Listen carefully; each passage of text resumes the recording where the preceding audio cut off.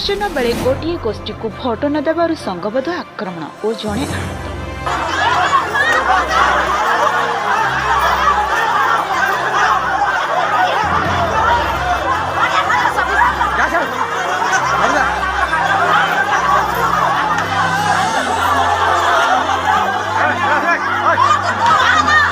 पंचायत निर्वाचन को केन्द्र कर गंजाम जिला कविसूर्यनगर थाना बाणनई खरीड़ा ग्राम में दुई गोष्ठी मध्य संघर्ष।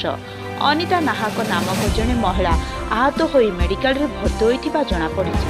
उभय गोष्ठी कविसूर्यनगर थानार द्वारस्थ। गत पंचायत निर्वाचन में विपक्ष गोष्ठी को भोट न देवार राग रखी आज सकाळ समय ग्रामर गोटे परिवार उपरे संघबद्ध आक्रमण करथिले।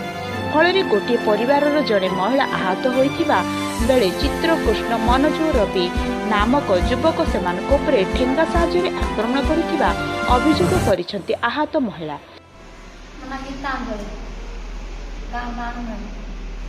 आसे भोट विषय में मत पैसा जाती रखिले से पैसा से मो घर फिंगी पड़े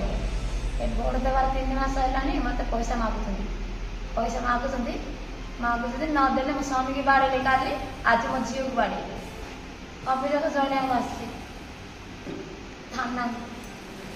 फास्ट रवि बाड़ेला मो स्वामी की जिकी आनी कृष्ण बाड़ेला मो झील को आउ मनोज बाड़ेला आउ चित्तर बाड़ेला न्याय दरकार मो झीलटा जो बाड़ेला मत न्याय दरकार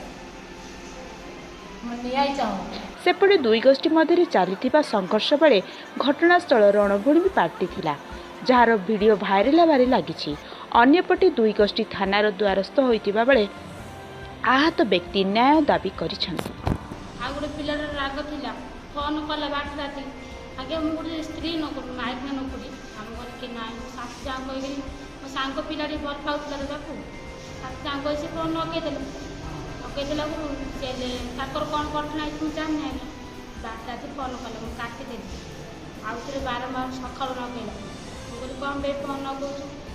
तो जब इच्छा अच्छी चाहूँ तू ताको मोबाइल दे फोन करे मो पाक नका आगे आसिक राग से मो पूरा आगे राग सुझेला पोस्ट फोन करता मो पाक नि आउ दब नहीं निष्पत्ति कौन करता मुझे तार मोर कथा ना मुझे जीविनी यदि तोर इच्छा अच्छी मोबाइल देवी तेल कहला आज्ञा कथा किसी कहना बाड़े चित्तर मनोज कृष्ण रवि आज्ञा मत बाड़े मोर आज्ञा मुंड गोटे रखुद किसी आज्ञा कहनी मुनि रोज आज्ञा मुझे किसी न कर बाड़े आगे चुप्त आगे